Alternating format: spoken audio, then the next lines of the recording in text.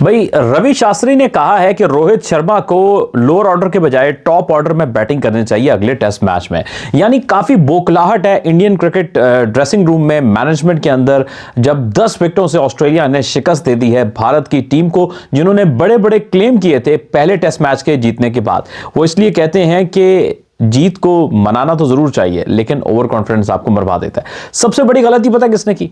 सबसे बड़ी गलती की है यशस्वी जायसवाल ने, जिसने सोए हुए मिचेल स्टार्क को जगा दिया, यानी एक शेर को जगा दिया उसने। सवाल डालते हैं इससे पहले कि हम आगे जाके बात करें। सवाल यह है कि क्या अगले टेस्ट मैच में भारत कमबैक कर पाएगा? ऑस्ट्रेलिया के इस टैक्टिक्स का, इस पेस का, इस एग्रेशन का जवाब दे पाएगा ब्रिस्बेन में होने वाले थर्ड टेस्ट मैच में, जो कि 14 दिसंबर से शुरू होगा?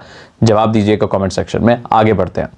सबसे नोटिसेबल बात यह है कि रोहित शर्मा ने लोअर ऑर्डर में जाके बैटिंग की है, या आप इसको मिडिल ऑर्डर तो कह नहीं सकते माफ कीजिएगा।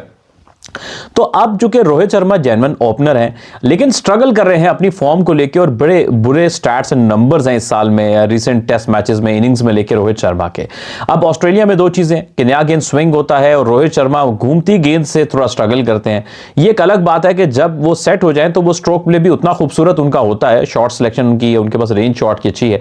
लेकिन आपको पता है कि खासतौर पर लेफ्ट आर्म फास्ट बॉलर के अगेंस्ट उनकी कमजोरी रही है, और वो डिफेंस मजबूत ना होने की वजह से अक्सर लेग बिफोर बोल्ड या कॉट बिहाइंड हो जाते हैं रोहित शर्मा।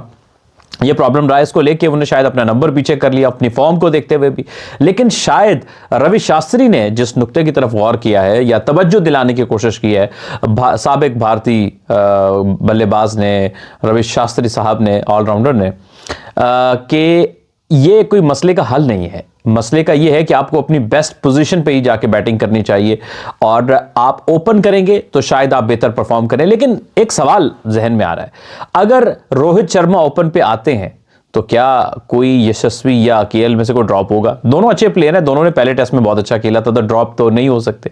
फिर किसी और का ड्रॉप होगा कि इनके, अगर उनमें से रोहित ओपन करते हैं तो केएल राहुल शायद वन डाउन आ जाए। अगर वो वन डाउन आएंगे तो फिर बाकी खिलाड़ी, पूरी लाइनअप डिस्टर्ब होती है। तो यानी पूरी टीम का एक बैलेंस बिगड़ेगा तो मैं नहीं कहूंगा, लेकिन तब्दील हो जाएगा। पूरी एक जो बैटिंग की हायरार्की है वो तब्दील होगी, जाके चेंज होगी। अगर अभी हम इंडिया की बैटिंग लाइनअप देखें सेकंड टेस्ट में, तो यशस्वी जायसवाल और केएल राहुल ओपन कर रहे हैं। शुभमन गिल को नंबर 3 पे खिलाया था। विराट कोहली जो है वो 11 उन्होंने बनाए, और 28 ऋषभ पंत ने, 42 नीतीश कुमार रेड्डी ने। बहरहाल ये इनका लाइनअप है। तो क्या नीतीश कुमार रेड्डी, उन्होंने भी अपने ग्लिम्पसेस दिखाए कि वो टैलेंटेड हैं।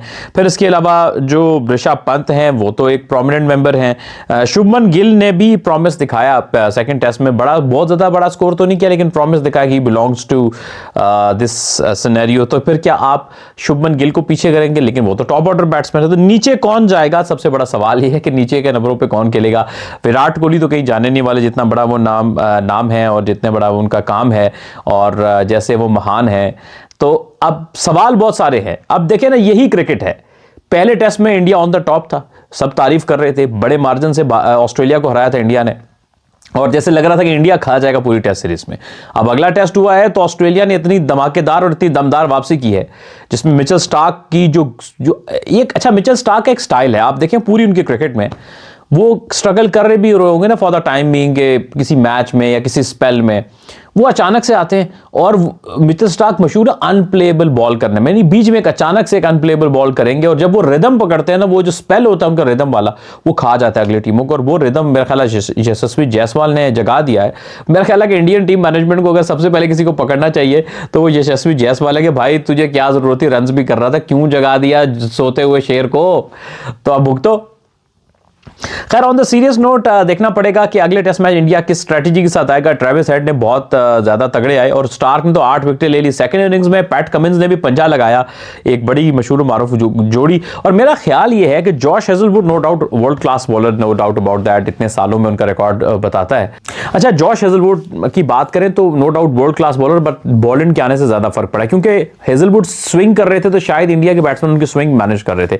बॉलर चूंकि सीम बॉलर हैं, सीम पड़ता है और बड़ी नेगिंग लेंथ है उनकी, तो जिसकी वजह से मुझे एक फील आ रही थी कि ये ट्रबल कर सकते हैं।